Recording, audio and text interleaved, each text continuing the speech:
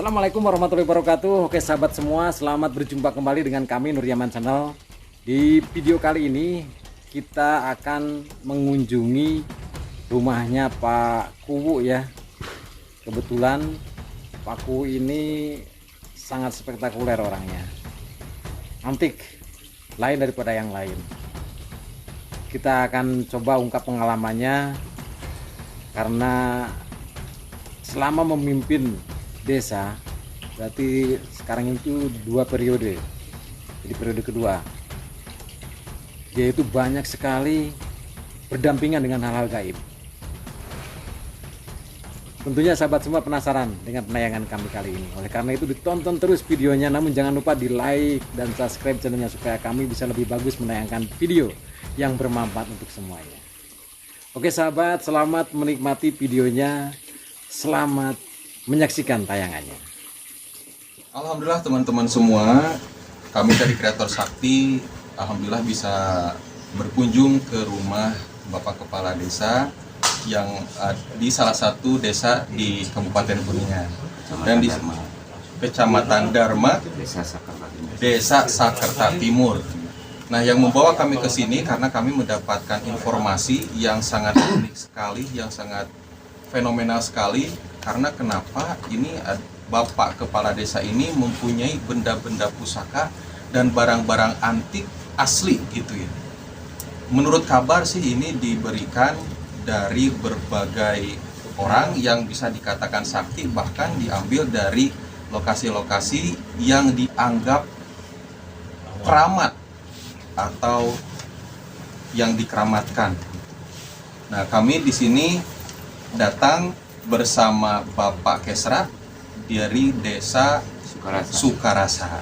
Nah, nanti untuk informasi lebih lengkapnya tentang benda-benda pusaka, apa dari mana dapatnya, kemudian apa yang paling sakti bisa dikatakan, akan dipandu oleh Bapak Kesra. Nah, saya perkenalkan dulu ya. Yang pertama ini Bapak Kesra punya channel YouTube juga. Nama channel YouTube-nya apa Pak?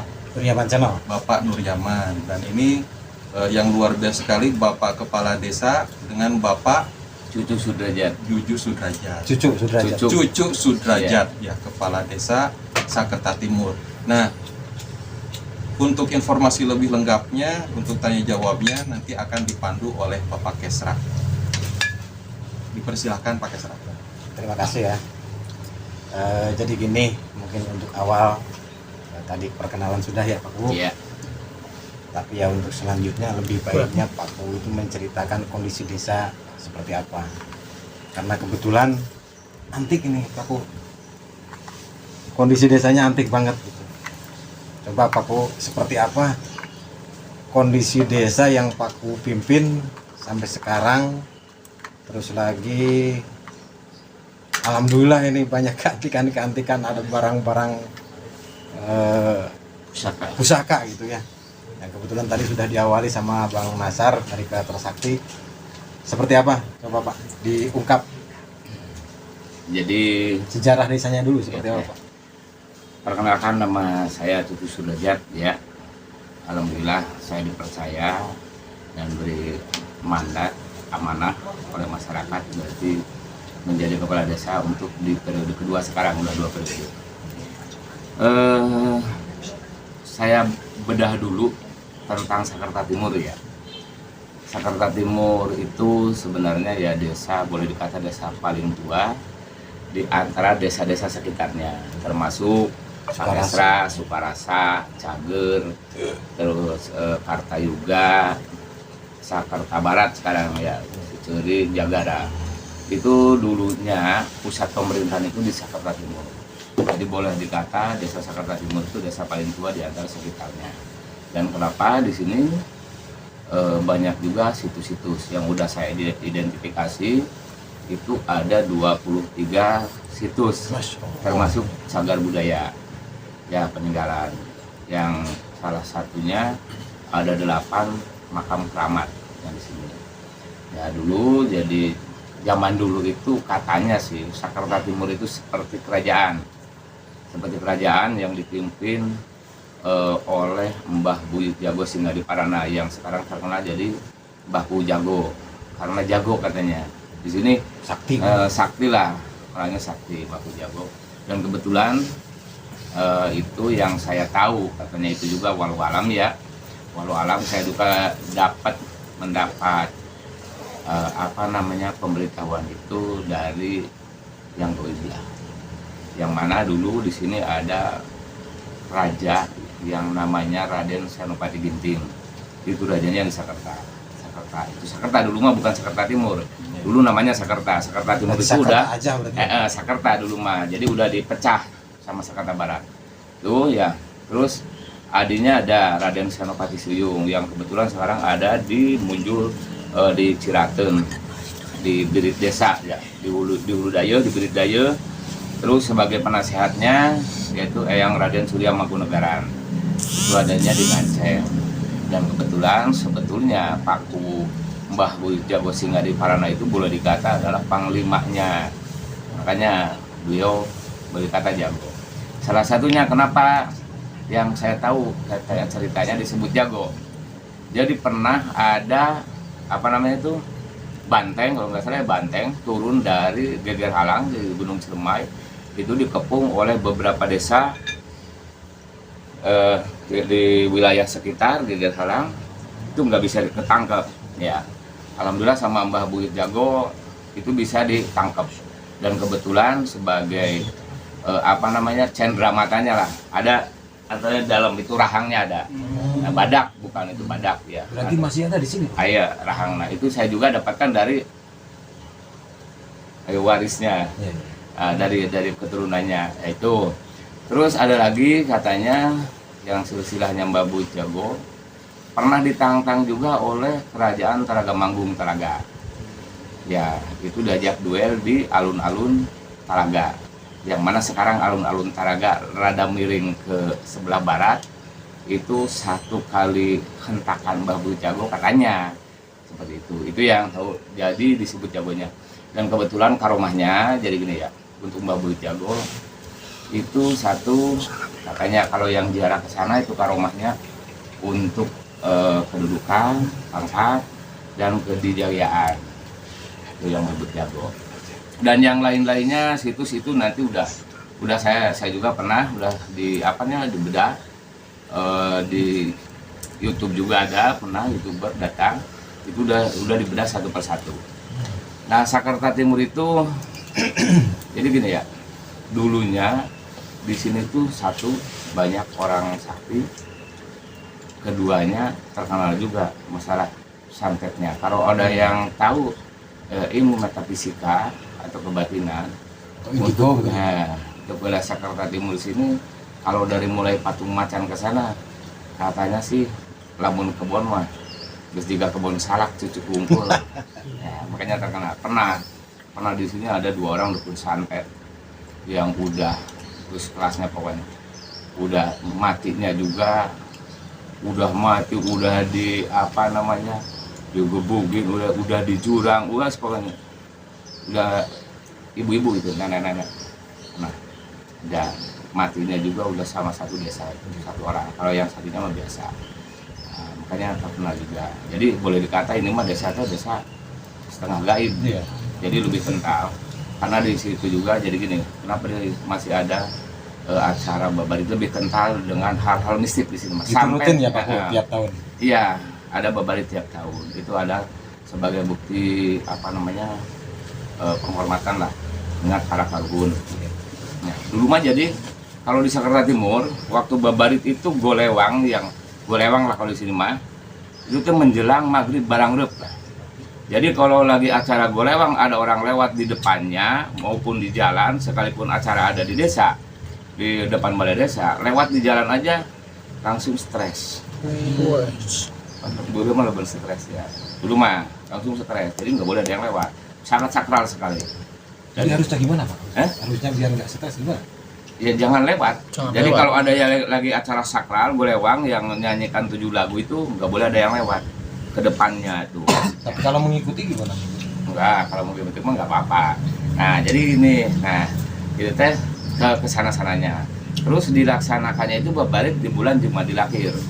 Kalau telat sampai Rajab, kadang-kadang ada salah satu warga yang hilang. Masya. Lamun cek di orang ini mah kelong wewe lah.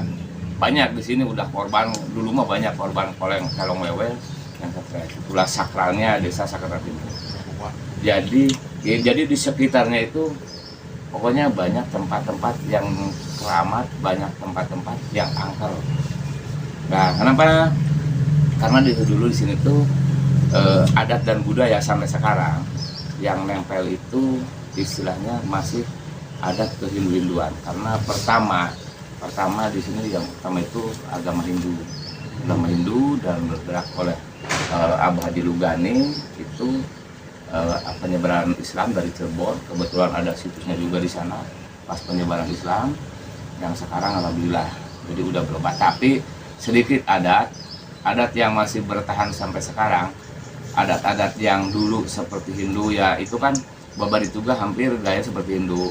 Kalau dulu mah setiap mau babarit, kamu itu mah nyungsung lah, kalau di sini mah nyungsung setiap blok, setiap pohon besar itu dikasih. Kalau sekarang enggak, jadi yang diangkat itu estetikanya dulu. Terus kalau mau panen di sini ada juga acara adat. Kebetulan di sana ada makom yang pertama nanam padi di daerah Sawah Karang, daerah wisata yang sekarang jadi wisata. Masih ada makamnya 2, itu suami istri, ibu Muska, bapak Muska. Jadi setiap yang mau panen mesti istilahnya ziarah dulu ke sana dulu. Sekarang udah hilang. Dan kalau pas musim hama tikus pernah ada. Jadi dulu mah sering ada upacara penangkapan tikus yang intinya tuh katanya mah jadi nangkap rajanya dan ratu. Jadi warga ada sehari sebelumnya itu warga turun semua pas habis panen ke sawah nangkepin tikus. Nanti katanya yang ditangkapnya itu raja dan ratu dianterin ke Batu Korsi dengan diiringi gamelan, didandani, laki-laki dandani raja dan permaisuri. Jadi diiringi gamelan dulu. Sampai sekarang udah pernah saya angkat itu estetikanya di acara babarit desa. Itu hanya untuk dipertontonkan. Berarti ritualnya sudah nggak ada sekarang, Pak? Ritualnya sekarang udah terkikis oleh zaman, jadi ritualnya sekarang udah hilang. Tinggal yang nyisa itu babaritnya aja. Tuh. Terus tentang Sakerta ini ya, Sakerta itu berasal dari Sang Hyang Tirita. Dulu ada yang Resi yang Jago yang menghilang itu disebut Sang Hyang Tirita. Jadi bahasa dengan nama desa Sakerta itu dari Sang Hyang Tirita. Jadi sekarang ada di Sang Hyang itu menghilang. Jadi si resi yang penyebar Islam itu menghilang aja. Jadi Sakerta itu bahasanya. Kenapa? Jadi saya juga kasih nama kantor balai desa. Itu di balai desa. Ya, Sang Kirita. Jadi asal Sang Hyang Kirita. Jadi saya angkat lagi. Itu untuk sejarah desa sepintas lah. Karena kalau dibedah sangat banyak sih. Sangat banyak sekali tentang desa Sakerta Timur. Intinya jadi Sakerta Timur itu boleh dikata desa paling tua. Dan ini uratnya walau alam ya. Uratnya katanya kalau di sini tuh hulunya Cirebon, nyambungnya juga ke Bali. Jadi kenapa saya ambil Saung Karuhun konsep Sunda Bali. Jadi kasarnya gini lah.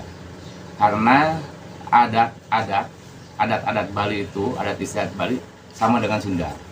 Jadi nanti mah kenapa saya ambil konsep Sunda Bali, jadi dibalik ke Sunda. Suatu saat adat budaya itu kan Sunda yang akan muncul gitu. Dan kebetulan sekarang juga Pak pakai adat Sunda nih. Adat Sunda. Pas Nih kebesaran. Terus gini Pak, kebetulan kan ini ada pusaka ya. Iya. Kalau boleh tahu ini, bisa diceritakan ini pusaka ini yang di belakang Paku ini. Ya, oh gitu ya. Asal mulanya. Banyak banget ini mungkin satu-satu bahkan bisa saja mungkin yang di sini ada yang tempat lain Pak. Jadi gini ya. Kalau bicara masalah pusaka kita nggak mau ya. Ada yang istilahnya berpersepsi atau itu musyrik ya, kita nggak boleh. Karena istilahnya dosa yang paling besar yang nggak ada diampuni itu adalah syirik, musyrik.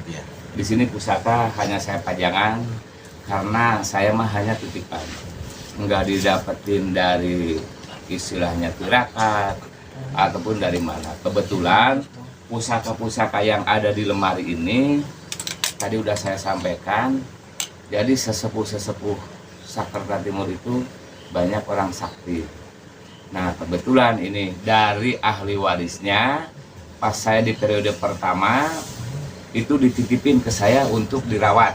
Nah jadi untuk dirawat ini mah, untuk dirawat. Dan Jadi gini mungkin Pak, kalau bahasa Sundanya itu mupusti mungkin ya? nah dipusti-pusti, bukan dipigusti. Tapi bukan dipigusti. Bukan dipigusti. Gitu. Jadi pusti dirawat di rumah, bukan dipigusti. Bukan. Apapun itu untuk itu ininya walau alam. Ya kita nggak semuanya juga, dan ini juga istilahnya tetap ciptaan manusia ciptaan Allah, semuanya kembali kepada Allah. Jadi kita tidak terkecoh dengan hal-hal yang musyrik. Adapun karomahnya itu untuk ini itu udah biasa kan dari dulu. Karena apa? Pasti ada. Kita percaya adanya yang goib dan yang maha goib. Yang maha goib Allah Subhanahu Wa Taala, yang goib yaitu. Karena kalau empu zaman dulu bikin keris itu sambil puasa juga. Satu keris itu. Ini maaf ya Pak, Ya. bentar. Ini kalau kebetulan ada yang lihat nih orang-orang indigo, ini di sini hadir nih. Karena ini bilangnya masalah gaib. Kalau ada yang nonton, penonton semua yang indigo atau yang pandangan panca inderanya itu oke banget gitu. Ini kelihatan Penuh ini di sini. Pasti. Karena ini berbicara gaib ini. gaib. Oke Pak, Ya. kalau boleh bisa satu itu untuk contoh. Dibuka. Ya. Oh bisa banget. Tapi dikunci kan? Oh dikunci. Betul. Nggak berani, Pakku sendiri yang ngambil.